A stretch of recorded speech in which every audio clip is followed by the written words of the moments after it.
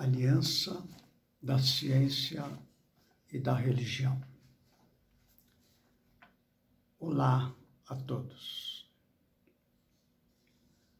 Prosseguindo neste primeiro capítulo do Evangelho segundo o Espiritismo, não vim destruir a lei. Este subitem do capítulo, Allan Kardec faz uma análise rápida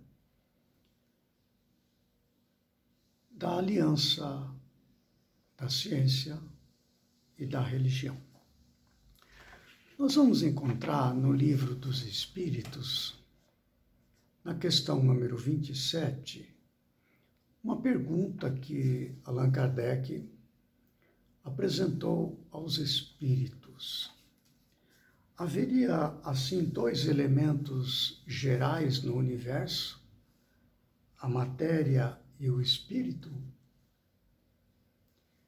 E a resposta que os espíritos superiores deram a esta pergunta foi sim, há dois elementos gerais no universo, a matéria e o espírito. Mas acrescentaram que, acima de tudo, Deus, o Criador, Pai de todas as coisas. Essas três coisas são o princípio de tudo o que existe. Deus, Espírito e matéria. A Trindade universal. Então veja a força desta resposta quando nós examinamos os estudos que a humanidade tem feito desses dois elementos gerais que são possíveis de se estudar, são a matéria e o espírito. Só que os que estudam a matéria, a ciência, e os que estudam o espírito, a parte moral, a religião, têm sido, ao longo do tempo, dissociadas. Uma discorda totalmente da outra, não é? Gerando, assim, a incredulidade, gerando, assim, a intolerância. A incredulidade por parte da ciência, a intolerância por parte da religião. Nós estamos vendo isso o tempo todo.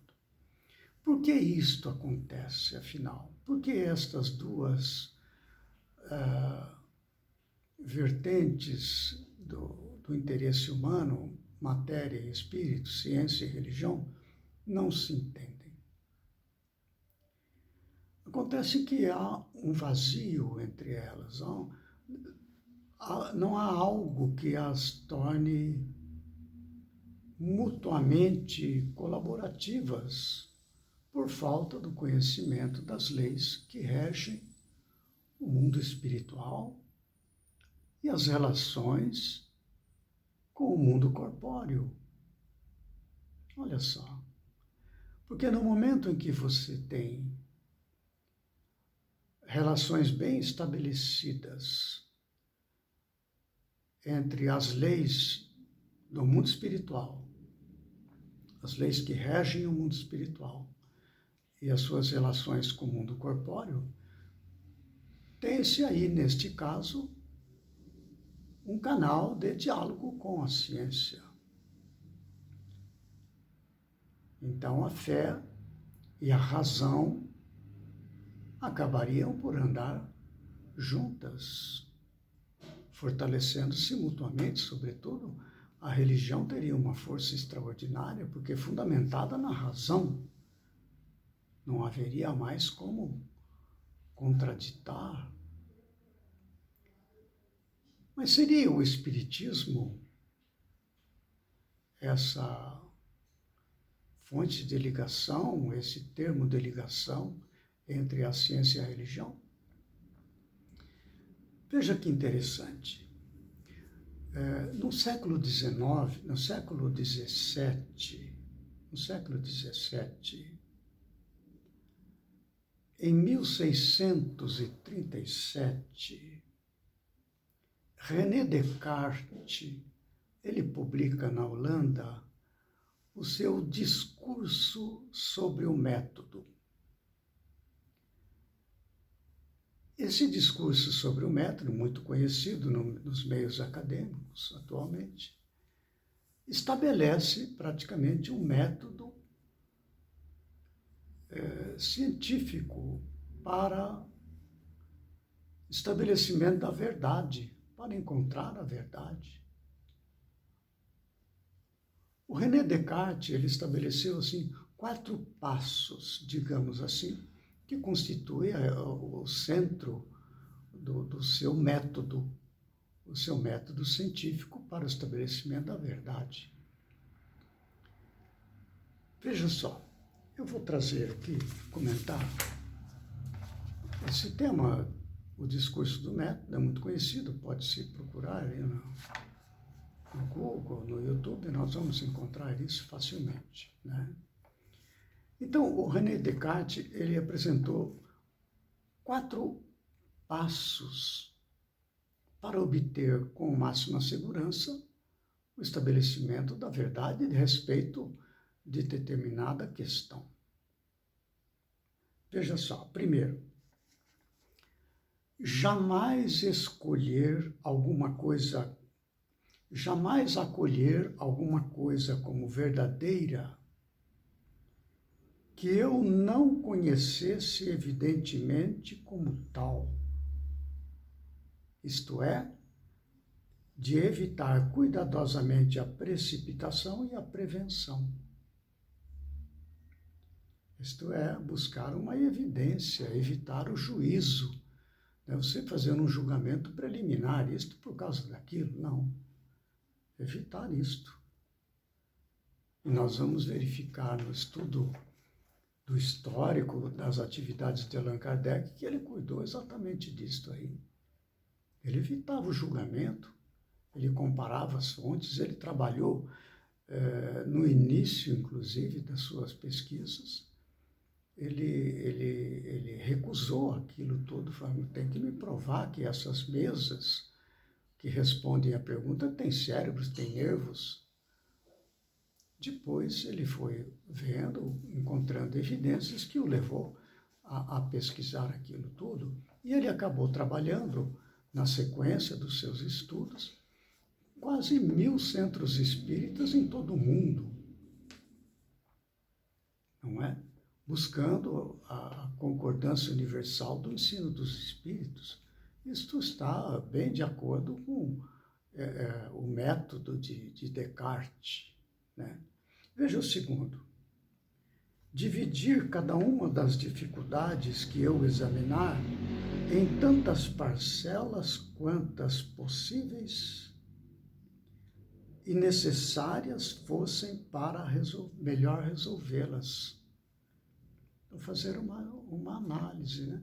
Se divide o seu elemento de pesquisa em tantas parcelas quantas são possíveis e analise uma por uma, né? Então, veja só, daí, então, você conhecendo as partes, você pode tirar uma conclusão sobre todo. Kardec cuidava disso. Ele falava assim, partir-se dos efeitos para chegar às causas.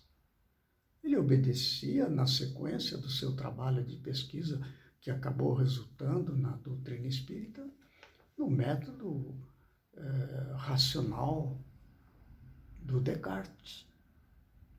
Você vê, o Descartes publicou em 1637 e Kardec publicou o Livro dos Espíritos em 1857. 220 anos depois de Descartes, o seu método científico para a obtenção da verdade já estava muito conhecido nos meios acadêmicos da Europa. Kardec era um estudioso, ele era um professor, ele era um homem de ciência, muito cuidadoso no seguir os avanços da ciência de sua época. Então, ele estabeleceu a doutrina espírita após uma metodologia rigorosamente científica, baseada na razão. não é? O terceiro procedimento sugerido por Descartes é o seguinte: conduzir por ordem meus pensamentos, começando pelos objetos mais simples e mais fáceis de conhecer, para subir pouco a pouco, como por degraus, até o conhecimento dos mais compostos. Nós vamos constatar, quem já teve a oportunidade de ler e estudar o Livro dos Espíritos, exatamente o que ele faz. Ele vai compondo as ideias, as perguntas que ele vai apresentando aos espíritos, obtém uma lógica sequencial, onde, ao cabo de algumas questões em torno daquele tema, ele vai chegando a uma conclusão. É muito interessante fazer uma leitura do Livro dos Espíritos observando a lógica que Kardec utiliza na obtenção das suas conclusões, que ele estabelece assim como leis de Deus. Ele conclui, né, que aquilo é uma regra que vale sempre. Né? E para o quarto ponto, né, que seriam esses preceitos lógicos estabelecidos por Descartes, né, no século XVII, é o seguinte: fazer em toda parte enumerações tão completas e revisões tão gerais que eu tivesse a certeza de nada omitir. Nós vamos ver isso na obra de Kardec. Ele publicava artigos na Revista Espírita, que ele fundou em 1858.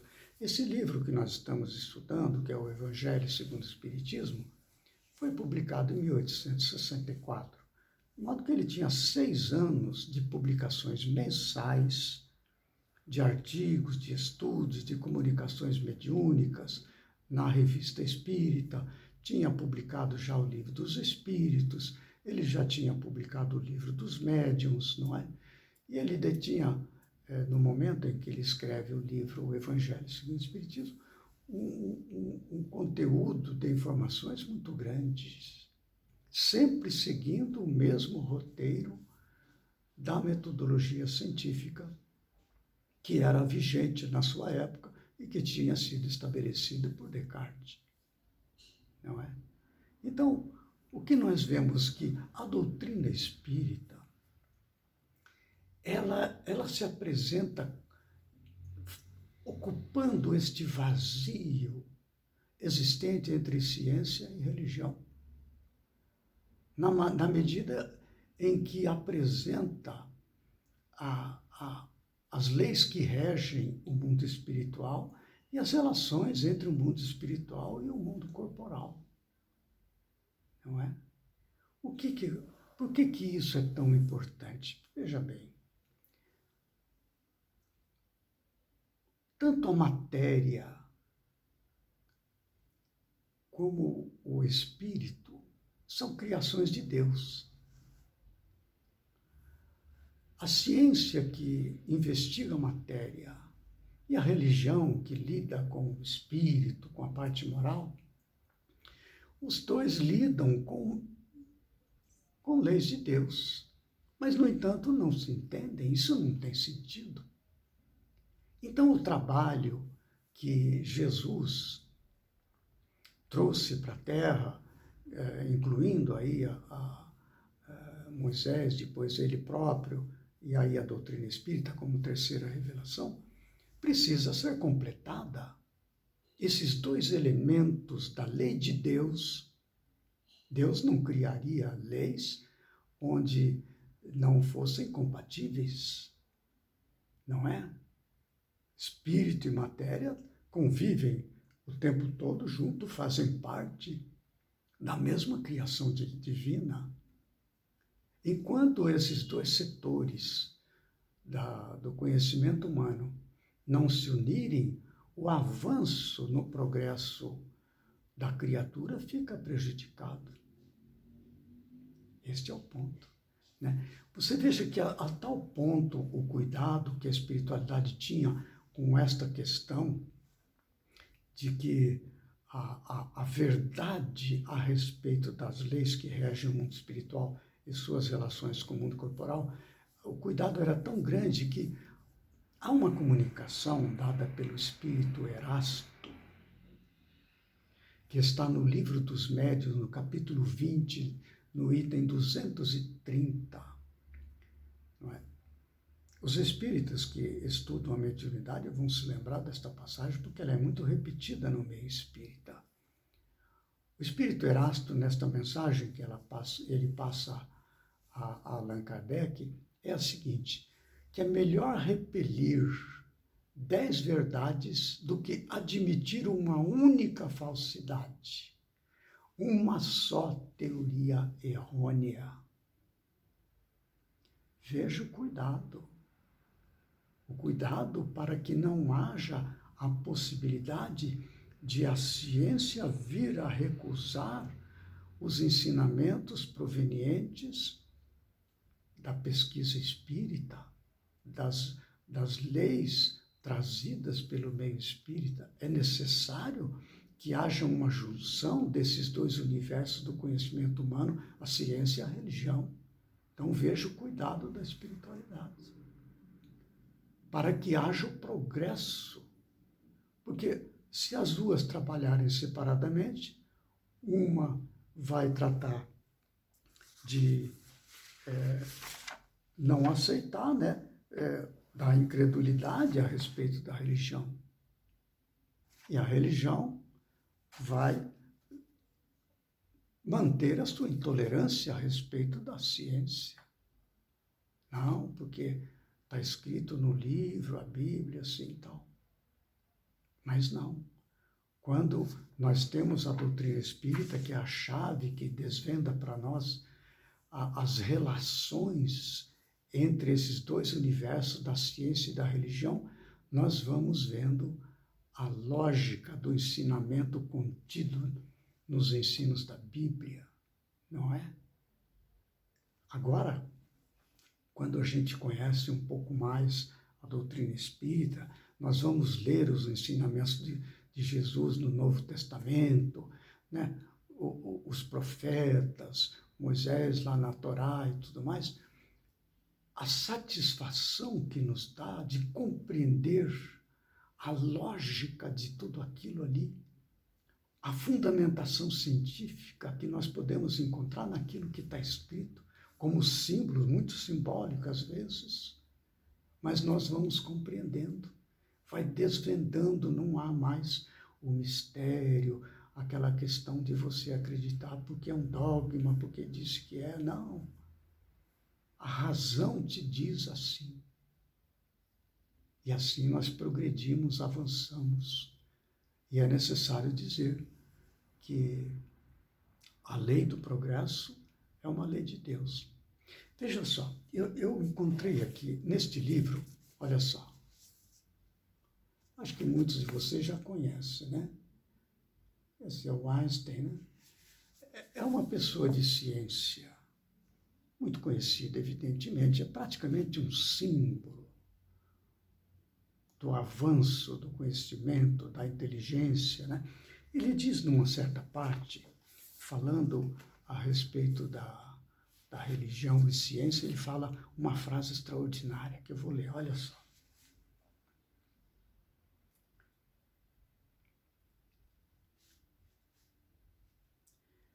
O sentimento religioso cósmico é o motivo mais forte e mais nobre da pesquisa científica. Olha só. Então veja como esse gênio da nossa ciência, o sentimento que o movia na busca da verdade, olha só. Ele fala, ele adianta o sentimento dele da seguinte maneira, falando da religiosidade dele. Ele não fala de religião no sentido institucional, nas dificuldades que nós sabemos que existem, né? Então, ele fala o seguinte, da religiosidade da parte dele, ele se revela na sua religiosidade. Ele fala assim: prefiro a atitude de humildade que corresponde à debilidade da nossa compreensão intelectual da natureza e do nosso próprio ser. Vou ler de novo. Prefiro a atitude de humildade que corresponde à debilidade da nossa compreensão intelectual da natureza e do nosso próprio ser. Olha essa pessoa unindo a parte religião, um ponto de vista de religiosidade, não de dogmas e imposições, além da razão, nada disso. Ele é um homem absolutamente razoável. Não é? A união entre esses dois elementos. Ele, como um cientista, ele chega num ponto dizendo uma frase muito conhecida, vocês vão se lembrar, muitos de vocês. Ele diz assim: a situação pode ser expressa por uma imagem, referindo-se à ciência e à religião. A ciência sem religião é manca. A religião sem ciência é cega. Extraordinário, não? Então, eu vou deixar estas colocações para a necessidade de nós buscarmos nos instruir, conhecer, caminhar pela razão. A humanidade, após Descartes, já entrou na idade da razão, que é uma etapa evolutiva do ser. Nós viemos do instinto, não é? Passamos pela inteligência e adentramos a razão. Essa é a etapa na qual nós estamos entrando e precisamos avançar dentro desta etapa evolutiva no caminho eterno.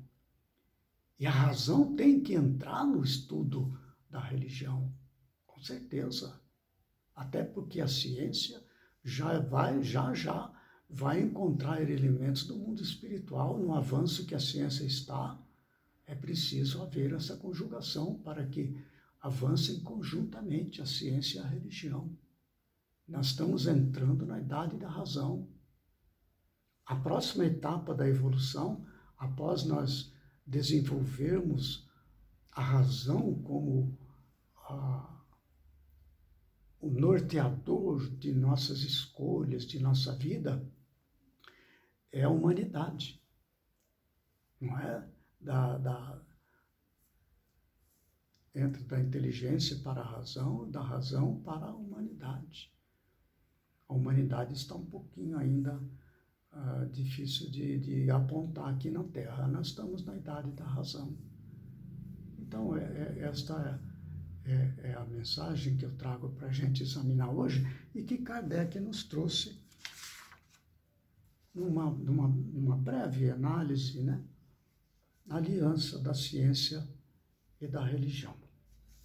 No próximo vídeo, nós vamos comentar, concluindo assim este capítulo 1 do Evangelho segundo o Espiritismo, a nova era, quando vamos comentar alguns aspectos de 3 comunicações mediúnicas deixadas e que constam deste capítulo. Até lá, então.